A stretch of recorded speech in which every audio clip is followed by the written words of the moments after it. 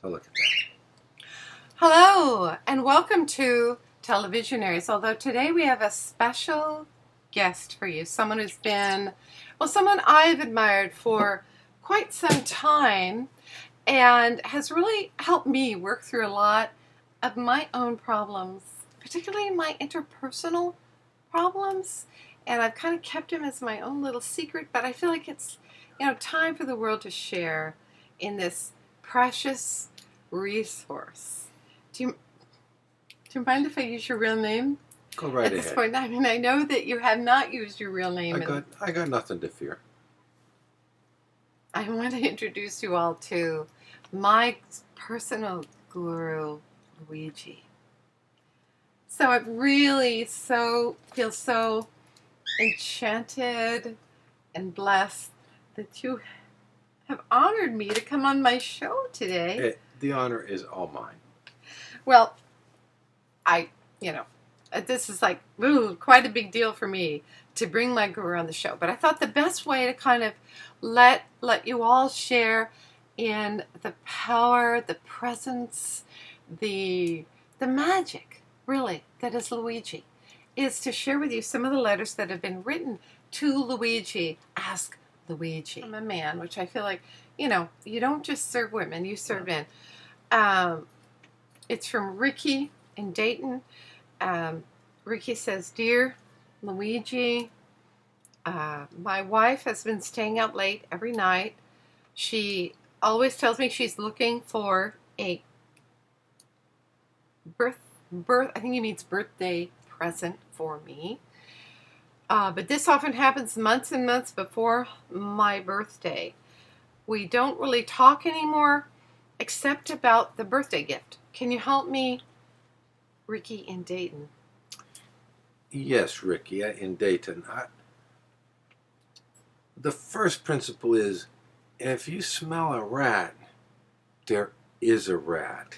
So you can be assured that your worst suspicions are probably justified.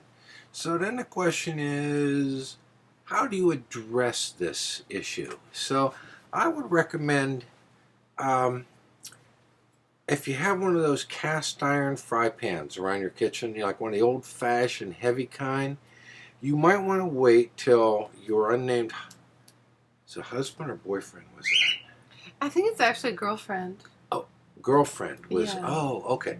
Wait till your girlfriend is snoozing comfortably and take the fry pan and really give her a good solid swat alongside the head, and she'll understand why it is you don't like her smelling like a rat when she comes home. Thank you. I feel, another wave of serenity pouring through me. Yes, this will bring results. I guarantee it. No other method is guaranteed to bring results. My method will bring you results. It's like, is it your way of giving back? Yes. The community has been good to me. I'm giving back to the community. Oh my God. Here's one from a grandmother in Little Rock. Writes in, "Dear Luigi, I don't usually write for advice. I'm usually the one giving advice. But lately, my daughter-in-law is telling me that I must go to a nursing home. I'm not sure why she's saying this. What should I tell her?" Well, this is, just to divert a little bit, this is similar to many of the kinds of letters I get. People are just stuck on the horns of some dilemma. They are. They don't know whether to go left. They don't know whether to jump. They don't know.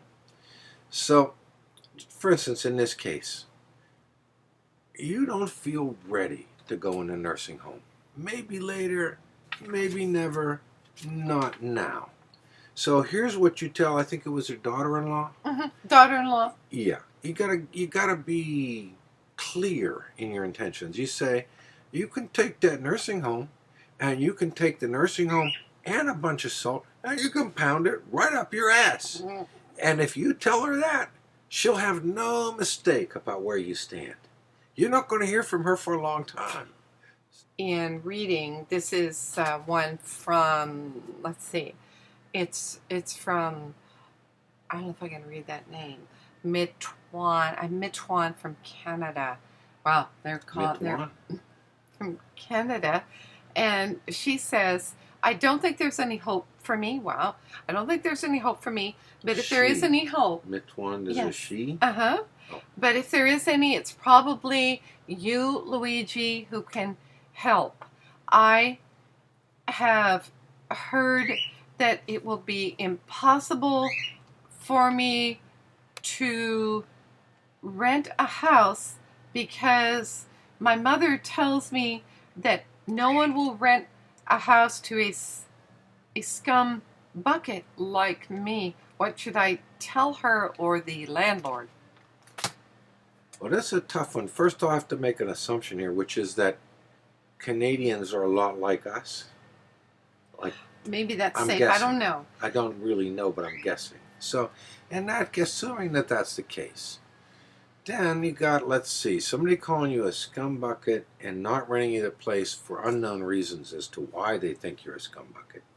So we can only guess that there's maybe a few elements of truth to that, many elements of truth, or none at all. It doesn't matter.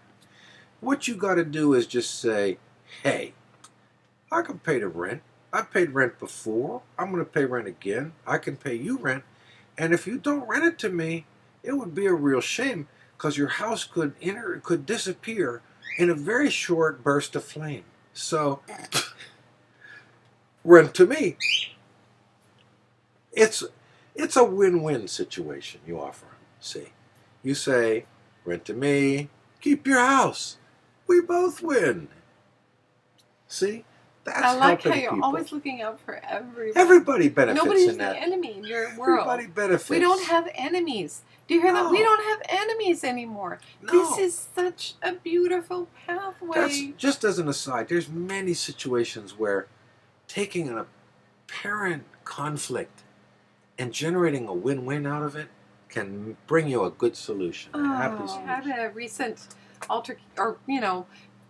experience in mediating that sort of prevented an altercation recently. Yeah, no, I did. Yeah, I came out. I was just yesterday morning actually. I had to walk my dog, and my neighbor had parked his car not on the street, but like right up on my yard, with his tires on my grass.